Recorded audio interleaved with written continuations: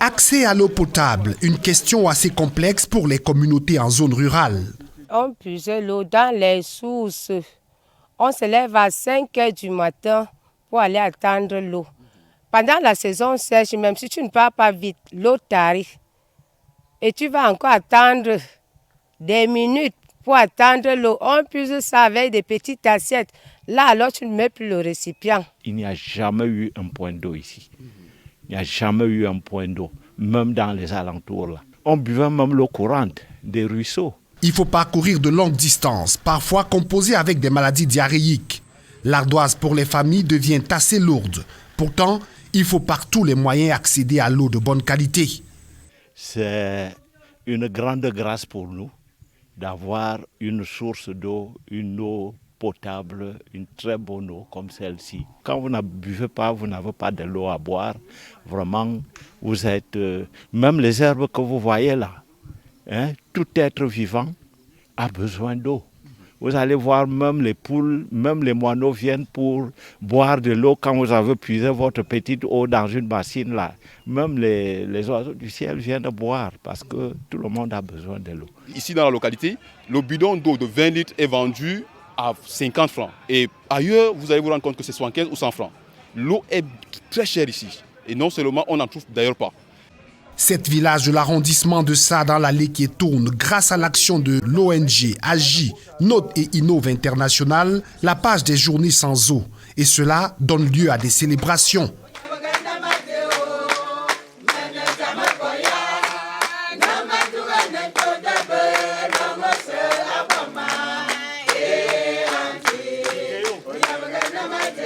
Andong Elan, usine de manioc Ndong Elan levée, 2 mini-adductions d'eau par énergie solaire sont sorties de terre, alors qu'en Bassila, Kouélig et Bessa, Nkolbibak, Abel et à la gare routière de Sa, ce sont des ouvrages de type moderne qui sont offerts aux populations. C'est un ouvrage hydraulique équipé d'une pompe à motricité humaine d'une profondeur de 120 mètres et un niveau statique de 10 mètres. C'est-à-dire que l'eau, en remontant les 120 mètres, se retrouve à 10 mètres près de la gorge de la pompe. Cet ouvrage produit une eau de qualité supérieure à celle que nous connaissons couramment là dehors, parce qu'elle est inodore, elle est incolore, elle est potable. Et les analyses bactériologiques et minéralogiques ont montré qu'elle comporte toutes les qualités d'une eau de bonne facture. Pour en assurer la pérennité, des comités d'usagers de l'eau sont mis sur pied dans chacune de ces localités. Objectif, réguler les heures d'ouverture et surtout veiller au bon usage des dites pompes. Si notre frère, le promoteur, a eu la grandeur d'esprit de nous offrir ce point d'eau, ce que nous devons faire, c'est de pérenniser ce don qu'il nous a offert. Nous devons tout mettre en œuvre pour que ce don puisse se mettre long. En appui à cette initiative de ANI International, le syndicat des communes de la Léké, le Senkolek, assurer la gestion de l'ensemble des ouvrages d'approvisionnement en eau potable dans l'ensemble du département de la Léké. C'est un accompagnement à 2 niveaux. Déjà, sur le plan technique, parce que c'est nous qui devons assurer la maintenance autant préventive que curative du point d'eau.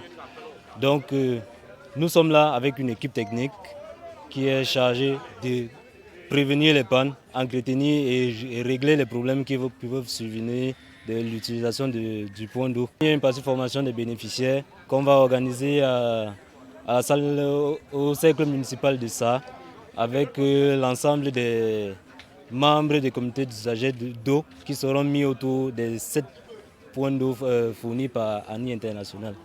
Stop aux maladies liées à la mauvaise qualité de l'eau. Stop à ces forages de type Volanta ou Fompata qui sont désormais oubliés dans les zones difficiles d'accès, malgré la bonne volonté de ceux qui les y ont installés.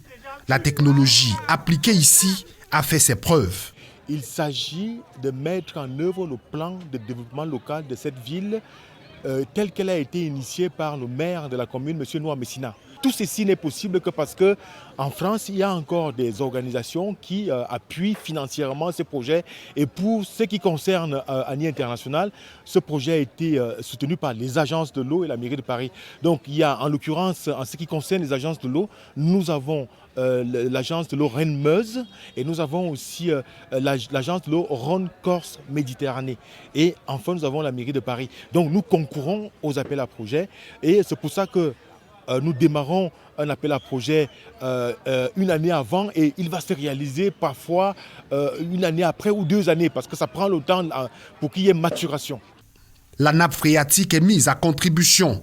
Le développement prend le sens de la durabilité. Compte tenu du métrage qui a été creusé, nous allons mourir, nos petits-enfants vont mourir, il y aura toujours de l'eau. L'entrepreneur nous a dit que c'est 110 mètres. 110 mètres.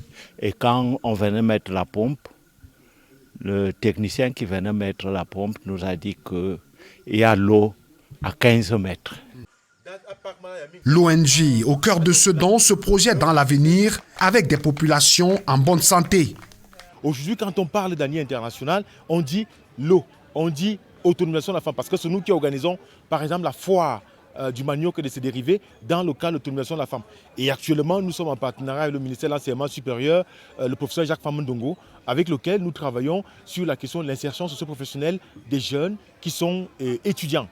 Et c'est le développement local qui est porté ici. Les communautés prennent leur destin en main. Dans la Léquier, le Saint-Collecte va continuer la mission rendue facile par ANI International. L'eau, c'est la vie. À ça, la roue tourne. La modernité prend corps.